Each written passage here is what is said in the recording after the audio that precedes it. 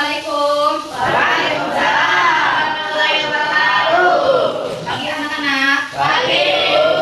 Siap-siap ya kalian? Siap. Semangat belajarnya ya hari ini. Oke. Sebelum ke pembelajaran, marilah kita berdoa bersama-sama di dalam hati. Berdoa dimulai. Selesai. Oke, Ibu akan mengabsen terlebih dahulu. Sarah, Alkif, sebelum ke materi selanjutnya, Ibu akan mengingatkan materi yang sudah Ibu sampaikan ya. Sekarang masih ingatkah kalian dengan teks deskripsi? Ya. Ingat tidak? Ya. Nah, coba Alif, apa yang dimaksud dengan teks deskripsi, Alif? Teks deskripsi adalah jenis teks yang bertujuan untuk menggambarkan suatu objek, tempat, orang, atau Jawabannya untuk Alif, tepuk tangan. Untuk pembelajaran hari ini kita materinya tentang teks prosedur ya. Teks prosedur. Apa yang dimaksud dengan teks prosedur, Ainun? teks prosedur adalah teks yang berisi langkah-langkah untuk melakukan sesuatu seperti membuat makanan, membuat kerajinan, atau menggunakan alat tertentu. Oke, terima kasih untuk Ainun ya. Tepuk tangan.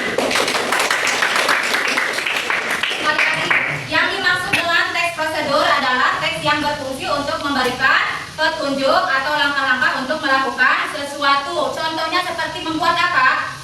Membuat kue, menggunakan alat elektronik, dan cara untuk merawat tanaman. Nah, teks ini sangat penting karena memberi petunjuk yang jelas agar tujuan yang diinginkan tercapai ya.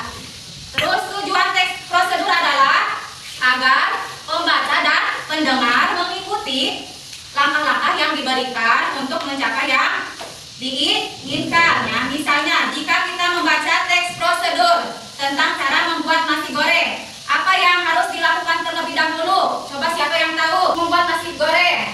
Yaitu apa? Menuangkan minyak ke dalam Panci. apa? Katel ya, bukan panci. Oke. Terus struktur teks prosedur diantaranya apa saja? Struktur dari teks prosedur ada tujuan, ada alat dan cara, terus ada langkah-langkah ya. Nah, dalam teks prosedur bisa dilakukan dengan cara menekankan hal-hal penting dalam langkah-langkah yang disampaikan. Misalnya tadi saat cara membuat nasi goreng, kita bisa menambahkan seperti ya, pastikan minyak terlebih dahulu dipanaskan sebelum memasukkan telur agar si telur tidak menjadi lengket. Nah, apa yang kalian pahami tentang teks prosedur? Paham tidak tentang teks prosedur? Paham ya. Hari ini kita sudah belajar tentang teks prosedur, mulai dari pengertian ya, struktur hingga contoh-contohnya. Kalian juga sudah belajar bagaimana menyusun langkah-langkah runtut dan dengan jelas. Sekarang kita diskusi kelompok lagi ya. Kita akan membagi kelompok 1 sampai 3 orang. Sok dibikin kelompoknya. Coba presentasikan dari kelompok 2. Sabila, coba berdiri Sabila, presentasikan hasil kelompoknya. Sabila. Terima kasih presentasinya untuk Sabila. Tepuk tangan. Kalian kan sudah mendiskusikan tentang sebuah teks prosedur dan mempresentasikannya ya. Di sana ada langkah yang harus kalian ketahui. Langkahnya yaitu yang pertama kan ada air harus dididihkan terlebih dahulu. Kenapa?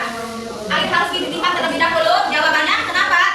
Karena mie hanya bisa matang sempurna jika direbus dengan air mendidih. Kalau belum mendidih, mie bisa terlalu lembek atau malah tidak matang merata. Oke, terima kasih Mega. Tepuk tangan. Nah, di sini ya, kenapa air harus dididihkan terlebih dahulu? Karena